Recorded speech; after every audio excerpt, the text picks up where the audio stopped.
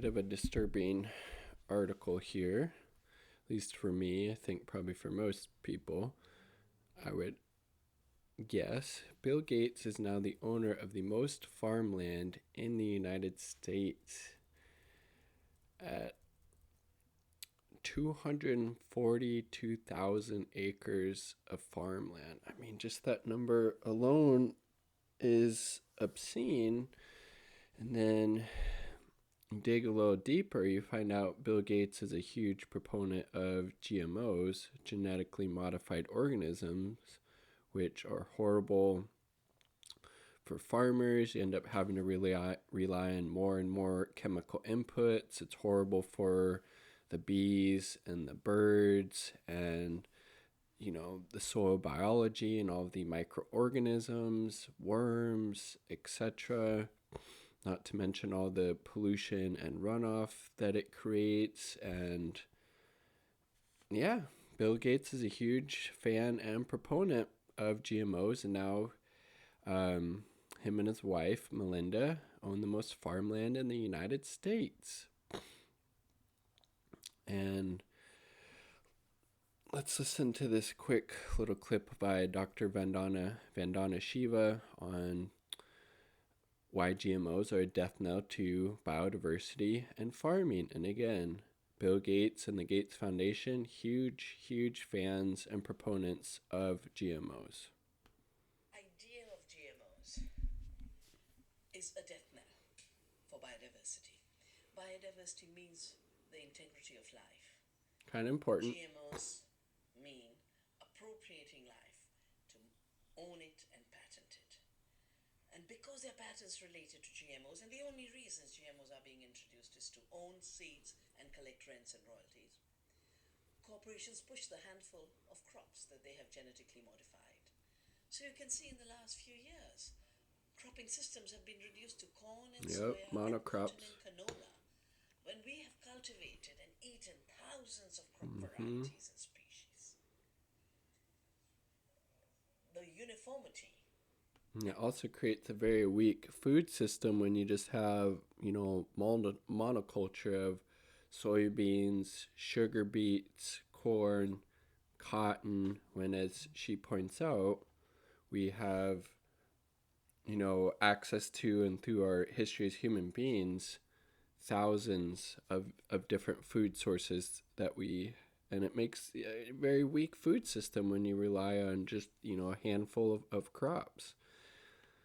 Cultures that are being pushed by GMOs are driving out diversity directly. Yeah. But they're driving out diversity because instead of using less more efficiently, which they always claim that land we are using more efficiently, use more and more. The Amazon, they're having to invade the grasslands of Argentina for a very expansive and wasteful agriculture.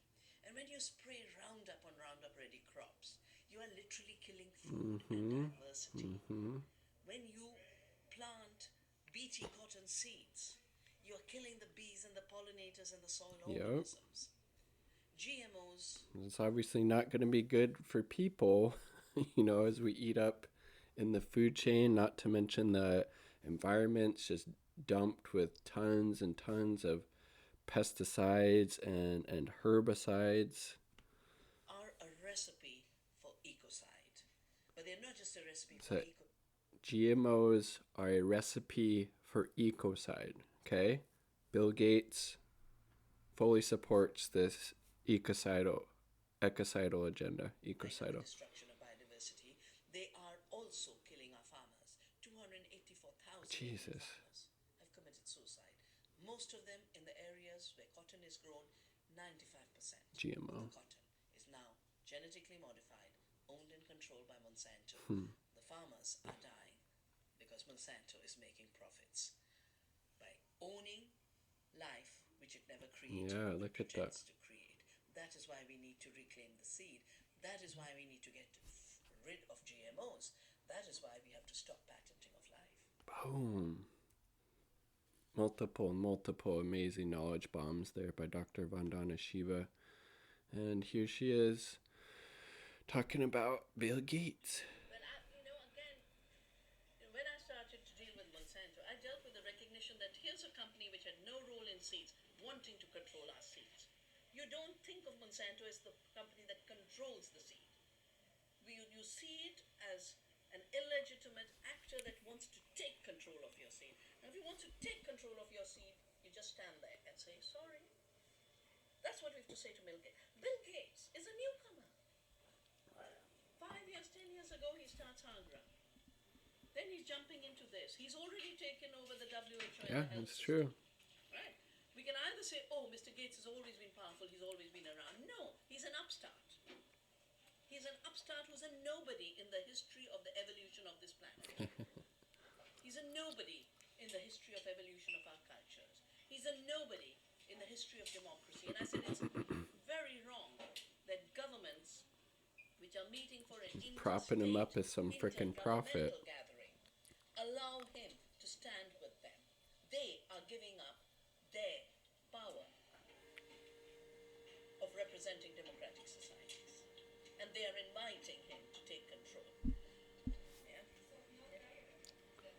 No, the issue is, I don't mind the dialogue. I can tell you, because I have critiqued AGRA so much, the Alliance for the Green Revolution, and the GMOs, I have so many friends who say, "Oh, but you should talk to Bill Gates." I said, sure, fix a meeting. Poor guys, 10 years they have spent trying to fix an appointment. I'm not going to wait to fix an appointment with Bill Gates. In my life, soil bacteria is a more significant being on this planet than a Bill Gates. And I'm not going to waste my time seeking an appointment with him. But if he comes my way, I've spoken at the World Economic Forum in Melbourne. He was there, I was there. He had to come through helicopter. I walked in. I asked the protesters, I said, they want me to speak inside. If you give me permission, I'll go. If you don't give me permission, I won't. They said, no, for you, we will open. They let me go. I was there. I won't avoid him, but I won't kill myself trying to meet him.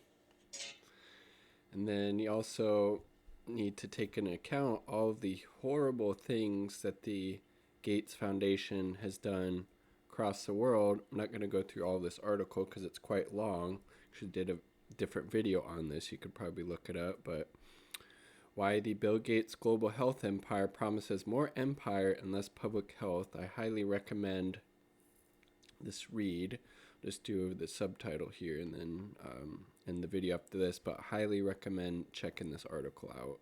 Really does a really great deep dive on to all the horrible, disgusting things that the Gates Foundation does, especially abroad. One example that really still stuck with me because of how just duplicitous it is how a lot of medications, vaccines, etc. are banned for use here in the U.S. Bill Gates, the Gates Foundation, and their friends in Big Pharma are pushing those banned medicines, those pharmaceuticals in Africa and in the global south more broadly, and just really, really disgusting. Behind a veil of corporate media PR, the Gates Foundation has served as a vehicle for Western capital while exploiting the global south as human laboratory. The coronavirus pandemic is likely to intensify the disturbing agenda. And now him and his wife, the largest farmland owners in the U.S. Yay for us. Like the video if you like the damn video. Subscribe for more content. Peace. Much love. All power to the people.